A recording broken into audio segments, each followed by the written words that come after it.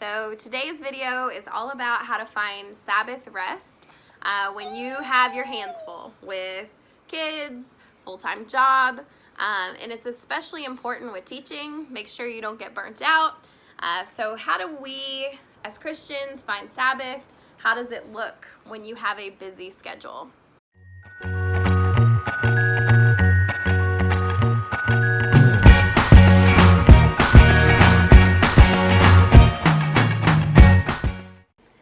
So today at church, our pastor started talking about the Sabbath. And this has been something that has definitely been on my heart and mind for a while, especially because teaching is so stressful and so demanding. And how do you make sure you're getting the proper rest on the weekends to go back recharged each week? Especially this year with the new baby and having 3 kids, making sure that I'm restored and ready to just give everything for my family and also be able to put my best foot forward at work. And then you can hear in the background already, got the baby here. So I think this topic is really important on how to rest. So what is Sabbath? Well, in the Christian religion, God commands his followers.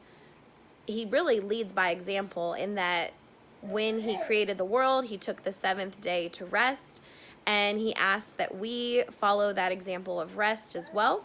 It doesn't mean that it has to be on Sunday. It could be any particular day of the week that you have available, but it has to be at least one day of rest. And God promises that he'll honor that. If you take the time to rest, he will magnify your work. He will bless the other areas of your life, and he'll replenish your energy if you take that time to rest. So in the past, in thinking about Sabbath, I always was under the impression that it meant not doing anything, that you weren't supposed to work, you weren't supposed to do any kind of action. And there is some truth to that, because the Jewish people, they were very strict in the Bible about not taking action on the Sabbath, making sure you weren't working. And I understand the not working part. It was the not taking any kind of action part that's difficult, especially because there's things I enjoy doing that can make me feel rested even though they're active. And today, our pastor, the questions he asked really tied it all together for me. And he said, how has God wired you to rest? And he said that may take different forms. And for me in particular, I immediately thought, I am a reader. I love reading a good book. And sometimes when I finish a great novel, I feel rejuvenated, rested, excited. And that is one of the ways God's wired me. I also have creativity. So when I've been able to paint or express myself creatively in some way, I feel rested and restored and replenished. So those are just a few of the examples of the way God's wired me. There's other people that might look at a book and it would completely drain them, and that would not be their idea of rest. But listening to good music might be their idea of rest. And he left us with these questions. He said, whatever you consider for your Sabbath rest, ask yourself, does it replenish me physically? Does it restore me emotionally? And does it renew me spiritually? Because there are some things our society might call resting. You might be sitting on the couch watching Netflix, and they might say, oh, that's resting, or scrolling through Facebook. But is that restoring you spiritually and mentally? The answer for me is no. Often I feel a little more drained after doing those activities, and I just don't feel as spiritually close to God.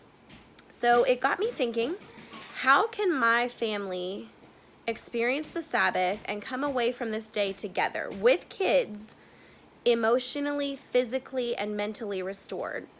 And it led me to something that I did some reading about a while ago, which is the concept of nature and incorporating going into nature on our Sabbath. So I'm going to begin testing this concept out. And I believe there's biblical basis for this, because when Jesus wanted to restore himself, he would often withdraw into quiet, lonely places in nature, the desert or a garden, and he would go there to talk and pray with God.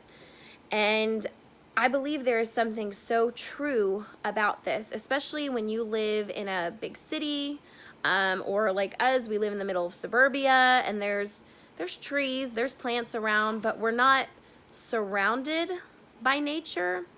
And I know that when I have gone into nature, I do feel restored, but I have not been intentional about doing that each week with kids. And example of this, we took a vacation this year to the beach. We have to travel a long ways to get to the beach. We were in the car for many, many hours. And going there, I felt so restored just being by the ocean. And I was curious what it is about that. And I was just looking at some stuff online, and they have this concept they call blue mind, how just staring at the ocean can reset you completely. It can reset your brain. It can just help you with stress, mental and emotional. And then, so that's just even with the ocean, and we don't live near an ocean, unfortunately. Otherwise, that would be a great way to spend the Sabbath. But another example is the Japanese. They have this practice called forest bathing, where they go into the forest. It has to be like where you're surrounded, where there's no man-made structures that you're seeing. This isn't just taking your kids to the park and letting them play on the swing set, because honestly, sometimes that can be tiring. It's not going to a pool just to be by a body of water. It's to go to a place that seems organic and natural, meaning very little man-made interventions in the place. And so for us living here in Kentucky, we have some mountainous areas, we have some trails, we have some pockets of forest that we could go to, that we could explore. And I talked to my husband today, and I said, what if we make this a priority for our Sabbath, that at least once every weekend we will retreat with our kids, with the baby included, we'll just strap her into a carrier, to a place of nature, and we will just unplug. We'll leave phones off. We will just explore and play, and we'll go into a place that's completely nature surrounded. So today we're gonna try it. I'll take a couple photographs out there, but for the most part, I'll leave the phone off, maybe film for just a few minutes. But we have a local park system that's amazing, and it's got trails that, you know, you can eventually be in the area where there's playgrounds, but it does have trails where you can go into the forest, essentially be surrounded by it, to just have fun and play. And I believe by honoring that, it's going to restore a lot in us mentally, physically, emotionally. And already my brain is thinking of ideas around our city that we could do each weekend, even in the different seasons, to get our kids out in nature. We live by the Ohio River, so we could go and find a more secluded spot along the river and talk to our kids about the river and how it, you know, functions, and go to the falls of the Ohio. We could, besides just the forest, there's also places like caving and local ponds. I know a really beautiful pond where my husband actually proposed to me, and you can see the ducks there and watch the fish.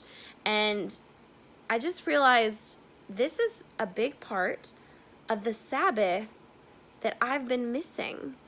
And it's that just retreat into nature, to have time to reset our minds, because through the week we have so many stresses and pressures, especially as a teacher, and sometimes it can feel like the weekends just roll past and you never get time to really restore yourself.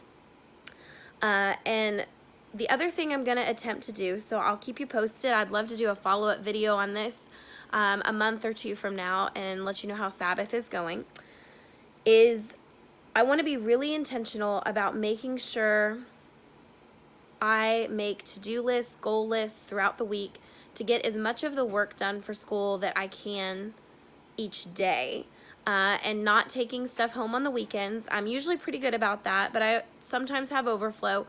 And if I do need to take work home, to confine working on that to my Friday or my Saturday, because sometimes we put it off till the last day of the weekend and then we're stressed. We don't do the hard things first, and we're worried about going into our weekend. So this is my daughter, she's coming over. So I hope that by practicing these concepts with the Sabbath, that I can find restoration in my career and just be in a better place for my family. And I also am excited, Evelyn, hold on, baby. I'm excited to, my daughter's wanting this water here. There you go. To incorporate my family in this and actually take us all to experience Sabbath together. Because that was another thing I've always wondered is, how do you do this with kids? Because if you can't get away from your kids, can you all find a way to rest and recuperate together? So I'm going to leave us with this question, and it's the same one our pastor left us with, and it was, what specific steps do you need to take this week to incorporate a rhythm of rest into your life? And so for us today, the steps we're going to take is we're going to head into nature. My husband found an awesome local trailhead, and we're going to take all the kids. And we're not going to push hard athletically through it. We're just going to take time to pause, enjoy, reflect, and just praise God in His creation. So I hope you can find a way to rest wherever you live, and something that will restore your heart, your mind, your body, your soul, and just don't forget to do that self-care. Because if you want to stay in any career, not just teaching, a long time, if you want to function as a human being, you have to find ways to take rest and have Sabbath. I know, hold on, Evelyn, just a second. And the other thing is, he left us with a quote by Wayne Mueller that said, sometimes when you, I'm paraphrasing here, sometimes when you don't take a Sabbath, illness will become your Sabbath. It'll take its form in different, like pneumonia, sickness. So let's take time to rest and rejuvenate our bodies. Let's take care of our bodies. Let's take care of our minds today. And I hope this has challenged you as much as it's challenged me. This is an area I really want to work on. So good luck with taking your Sabbath, and I'd love to hear in the comments how it looks for you and how you enjoy the Sabbath. So my kids and I, we found a spot to do some forest bathing. As you can see behind me, it is beautiful. My son is already exploring the trail, and I'll be honest, my mental, emotional state has already improved just being out in nature. So it's really beautiful out here. Here's my husband behind me. He is kind of the pack horse right now. He's holding our youngest on his front and our middle child up on his shoulders. He's amazing. So we're just gonna enjoy nature for a little bit and celebrate our Sabbath. And we hope you have a great time too.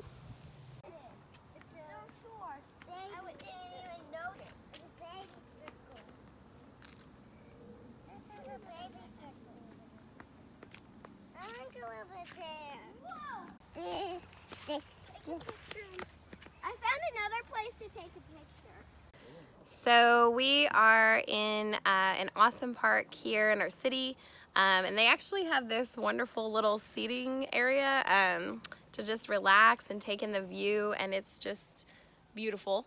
So I am really liking getting out in nature on the Sabbath. What do you think, buddy? Have you enjoyed this? It's pretty cool. There's lots of kid stuff that kids can play on, and it's a pretty fun park out here. Yeah, this has been really nice. This is at the Parklands, so as you come to the Parklands, you can visit this forest It's a hard way to find it if you go to the parkland. It's not the normal path. It's okay, buddy. Would you want to do this again? Yeah. What about you, Evelyn? Would It's you want pretty to? fun. Would you want to do this again? Yeah. You enjoyed it? Oh, you want to do a different path now? What about Eden? She's over here taking her bottle. She's over there. You think she'd want to do it again? I'd probably want to go fishing if I came here again. Oh, fishing would be fun. That's another good idea. Okay. Well, we're going to sign off and just enjoy the scenery. You all have a great week.